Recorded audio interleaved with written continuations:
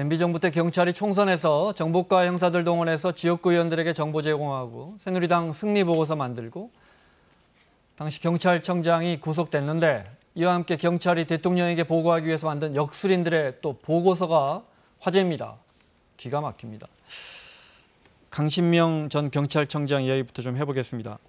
구속됐어요? 네, 그렇습니다. 강신명 전 경찰청장 같은 경우는 정보 경찰들을 이용해서 그 당시 이제 새누리당에 유리한 정보를 수집하고 또 선거에 관련해서 친박 연관된 의원들의 당선 또 후보자들의 당선을 돕기 위해서 선거 대책 관련된 정보까지 만들었다. 그러니까 정보 경찰은 3,500명 정도 되는 걸로 알려지고 있거든요. 그 인원들을 동원해서 친박 후보들에게 유리한 어떤 정세 분석 판단 어느 곳에 뭐 예를 들면 나가면 당선 가능성이 높다 이런 것까지 다 분석해서 보고했다고 하니까 경찰이 특정 정당의 선거 대책본부 역할을 했다 이렇게 볼 수 있을 것 같습니다. 강신명 전 청장 화면에 아마 경찰대 출신 첫 청장이었을 겁니다. 네. 구체적 내용을 좀 볼까요? 네. 어떻게 해서 정보과 형사들이 정치에 관여를 하는지. 네. 통상적으로 이 정보국이라는 건 정보를 생성하는 곳인데 정보뿐만이 아니라 친박 정치인 당선인 제안 같은 것도 들어 있습니다.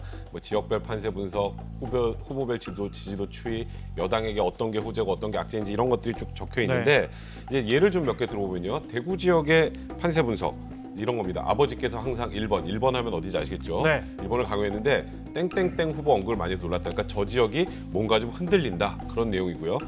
그다음에 인천 지역 판세 볼까요? 그러면 땡땡땡 후보가 비토그룹이 예상외로 많은데 버릇이 없어 지지하지 않겠다는 의견이 많다. 이런 일선서 정보과에서 올라온 모든 정보를 취합해서 분석했다 이거죠? 분석을 한 겁니다. 그리고 그것에 대해서 이 정보만 단순하게 보고했다라기보다 수사기관과 지금 법원이 바라보는 건데 지금 이것도 주부들이 땡땡땡 후보가 말투와 인사가 자연스러워졌다고 한다. 이제 저건 좋은 면이겠죠.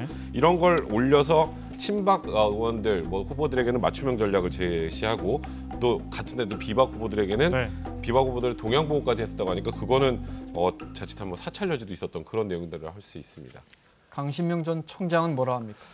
관행이었다라고 표현을 합니다. 늘 그전에서 해왔고 그리고 이게 그냥 우리가 정보를 최소 올리면 그냥 달라는 대로 청와대에서 요구한 대로 준 것뿐이고 그걸 청와대가 어떻게 활용할지 몰랐다라고 하는데 제가 아까 말씀드렸던 것처럼 이제 구속에까지 이르게 된 결정적인 이유가 정말 단순한 정보만 수집해서 올린 것이 아니라 그 안에 정보에 대한 평가 분석까지 들어있었다는 점이 이제 문제가 되고 있었던 것 같습니다. 그렇게 되면 이제 공무원의 특히 경찰의 정치 개입이 되는 거죠. 맞습니다. 자, 영장 심사 전후의 모습 잠깐 볼까요? 이제 경찰청장으로 영장 수사받게 해주셨는데 좀 신경 어떠십니까? 불법 선거 개입 혐의 인정하십니까? 경찰과 저희 입장에 대해서 소상하게 소명드리겠습니다. 청와대 지시 직접 하셨나요? 사찰을 직접 지시하신 겁니까? 신경 한 말씀 부탁드리겠습니다. 법정에서 성실히 진술하겠습니다.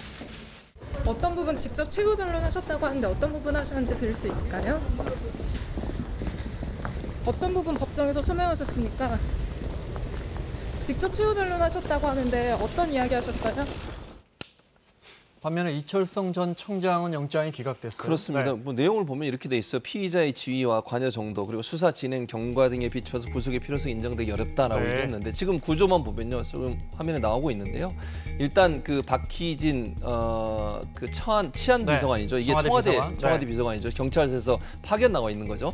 거기서 이제 청와대 지시를 받고 선거 정보 수집을 지시를 전달을 하면 그게 이제 정보국장, 정보경찰을 운영하는 정보국장이 선거 문건을 보고를 하게 돼 있고 그걸 또 같이 강신명 전 경찰청장하고 이철성 전 경찰청장한테 보고를 했는데 재판부에서 볼 때는 아마 이철성 전 청장의 관여도가 강신명 청장보다 좀 낮은 걸로 본 것 같아요. 다만 그래도 재판부에서는 검찰이나 재판부는 뭐라고 얘기하냐면 추후에 조사를 통해서 만약 필요하다고 하면 다시 또 검토해 보겠다고 얘기를 했어요. 그나마 강신명 전 청장의 관여도가 더 높은 것으로 우리가 분석해 볼 수 있을 것 같습니다. 자, 그리고 여기서부터 이제 정말 황당한 뉴스입니다.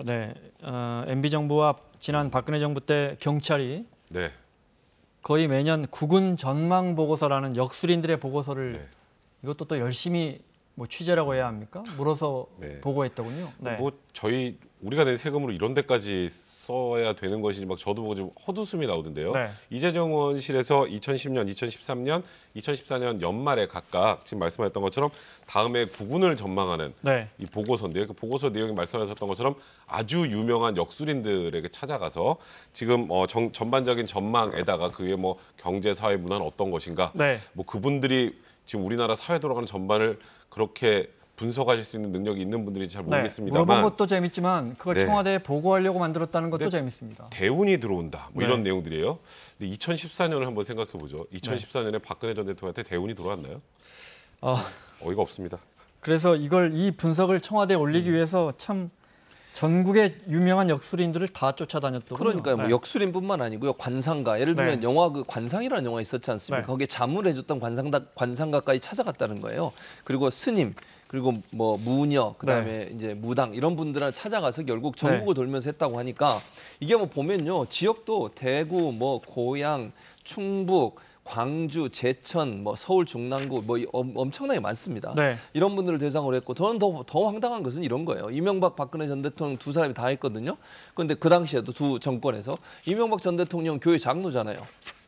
교회 네. 장로라는 분이 이렇게 열심히 그렇게 교회 다니시면서 이렇게 하시는 것도 이해가 안 MB가 돼요. 요청한 게 아니고 네. 경찰이 알아서 어쨌든 올렸겠죠. 그러면 올렸으면 이런 거 하지 말라고 얘기를 네. 했어야죠. 경찰이 뭐 장로가 대통령 하는데 이런 거 올렸다는 것도 웃기다고 확인된 건 생각하고요. 경찰이 이런 걸 만들어서 청와대 누가 봐도 이제 대통령 보여주려고 만든 서류 잘 제가 보려고 지금 한 갖고 거죠. 있습니다. 네, 그걸 가지고 대통령이 얼마나 반응했는지는 확인 안 되니까요. 네, 한번 보겠습니다. 어떤 게 있는지. 네, 자 이제 이렇습니다. 배경음악도 그러네요. 네. 2010년에 연말에 작성된 건데요. 대통령님은 지산 겸 지풍승의 운이다. 천운의 힘을 받으며 국운 상승을 이끌어 나갈 것이다. 2013년 연말에 작성된 거 보죠. 네. 임진생이신 대통령 저건 언 땅에 이제 꽃을 2012년부터 피우는- 박근혜 맞습니다. 전 대통령 임기니까요. 네. 네, 언 땅에 꽃을 피우는 사주와 대운이 오면서 국운에도 영향을 끼칠 것이다. 네, 그다음에 또 다음 거 보면요. 대통령님 나무와 불의 기운이 강한 해를 만나서 돈과 관련된 사고가 터질 수 있습니다. 네, 측근 비리 가능성이 높습니다. 이건 그래도 저런 내용도 좀 들어있네요. 네. 2014년 연말 작성, 2015년 전망인데요. 청와대 뭐 어머니 치마폭에 감싸인 측근 비리 형제 씨. 가능성은 해마다 높은 거 아닙니까? 그럼요. 저건 네. 저도 맞출 수 있을 것 같습니다. 혼란스러운 기운을 여성인 대통령님의 덕으로 감싸게 될 것이다. 좋은 말이네요. 네, 참 이질감이 느껴집니다. 하늘산 연구소, 대구 월정역학원, 백포 철학원. 제가 지금 그거 갖고 있습니다. 그 보고서. 네. 무녀협회 회장에 네. 뭐 개우 콘서트 같이 가는 것 같은데. 네. 실제 대한민국 경찰이 정보 경찰이 동원돼서 이런 보고서를 만들어 청와대로 올린 겁니다. 네. 박근혜 전 대통령이 우주의 기운이라는 표현을 쓴 적이 있는데 혹시 관련이 있을까? 뭐 잠깐 들어보겠습니다. 이런 얘기가 있어요. 정말 간절하게 원하면 전 우주가 나서서 다 같이 도와준다. 그래서 꿈을 이루어진다. 간절히 원하면 온 우주가 도와준다라고 했습니다. 우리가 나아갈 방향에 확신이 있다면 반드시 성공할 것이라고 믿습니다. 자, 눈에 띄는 전망 몇 가지 더 살펴볼까요? 네, 보겠습니다. 음기가 강해서 해로운 운기가 여성 쪽으로 몰려서 정치권에서 여성 지위가 상승하는 전망이다. 저건 이제 MB 정부 때 누가 봐도 다음에 그렇죠. 박근혜 전 여권의 대통령이 될 수밖에 없는 후보로 상황이었죠. 박근혜 후보가 네. 유력하니까. 그걸 또 이제 전망이라고 내놨고요. 또 네. 4대강 사업은 성숙 단계 접어든 좋은 궤로 네. 국민 이해도가 확산되고 있다. 인식 나아질 것이다. 반면에 4대강 사업으로 물길이 끊어져서 남은 임기 동안 잘한 일도 과소평가 받을 수 있다. 뭐 이런 전망까지 내놨고요. 네. 또 미미하게 올랐다. 이게 뭐냐면 경제 지표를 또 예상을 한 거예요. 뭐 무술인이 이런 것까지 합니다. 13년도 경제 성장률이 0.8에서 1.0% 될 거다. 이게 이런 전망은 사실 네. 근거를 가지고 해야 되는데 무술인들이 자기 마음대로 저렇게 하는 게 말이 되나? 또 월드컵 보세요. 월드컵. 내년 월드컵 물의 성질인 브라질에서 유럽 국가팀이 힘을 쓸 수 없어서 우리 팀이 선전할 거다. 네. 우리나라는 나무 기운이어서 유리하다. 8강까지 갈 수 있다고 예측하는데요. 그렇죠. 네. 그해 1무 2패로 못 갔죠. 8강, 네. 저 16강에서 탈락하죠. 저 성장률 전망은 저 역술인이 어떤 역술인이 하셨는지 모르지만 정말 어려운 거거든요. 그러니까요. 네. 저 뭐 제가 10여 년 동안 KDI나 한국은행 것또 기재부 거 이렇게 보면 정부 것도 잘 안 맞는데 역술인 걸 또 들어서 이렇게 보고서를 올렸군요. 심지어 외교안보 관련된 이런 것도 또 역술인의 관상으로, 의견을 들어서. 관상으로 갑니다. 관상으로? 네. 네. 김정은 같은 경우에는 귀 모양이 아주 천한 상이다. 그래서 에너지가 약해 정통성에 대한 끊임없는 도전을 받을 소지가 있다. 뭐 김정은 정통성에 관련된 문제는 옛날부터 있으니까 저것도 역시 아무나 할 수 있는 내용 같고요.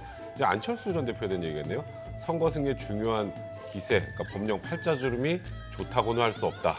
안철수 대표한테 한 것도 있고요. 네. 아베 총리는 상극이다. 당분간 한일 관계 개선 쉽지 않을 것이다.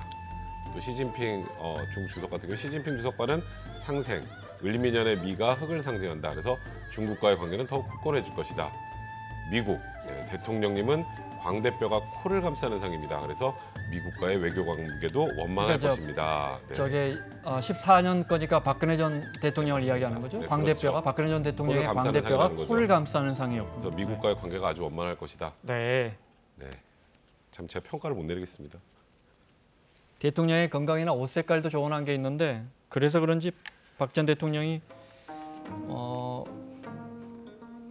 붉은 계통 옷을 추천한 무술인들의 역술인들의 근데 이거는 이것 때문에 박 전 대통령이 붉은 옷을 입었을 수도 있겠지만 아마 붉은색 계열 옷을 좋아하니까 거기에 맞춰서 또 이렇게 맞춤형이 나갔을 수도 있는 맞춤형이 나갔을 수도 있는 거죠. 네. 재미있는데 의미는 없네요. 이거 마무리. 네. 복비는 어떻게 냈는지 그것도 궁금하고. 전국에 경찰이 한 10만여 명. 아까 그렇습니다. 정보과 형사들이 일선 정보과 형사들이 얼마나 많습니까? 3,500명 정도 돼요. 네. 네. 지금도 일상에서 우리 사실은 이제 국민들은 잘 모르시죠. 정보과 형사들이 일상에서 그럼요. 우리 모든 일상의 정보를 보고하고 그것이 그럼요. 이제 다 수집돼서 분석됩니다. 그 정보력이 어마어마한데. 그래서 검경 수사권 조정에서도 거기서 검찰이 이야기 항상 나오죠. 얘기 나오는 게 네.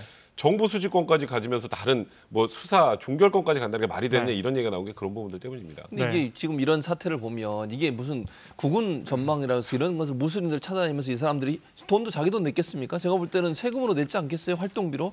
그러면 국민이 낸 세금 가지고 무술인들 찾아가서 역술인들 찾아가서 그거 국군 전망세라고 나와가지고 청와대에 네. 보고하고 이런 행태를 했다고 하니까 정보경찰이 과연 필요한가 하는 부분에 대한 강한 의문이 들 수밖에 없는 상황입니다.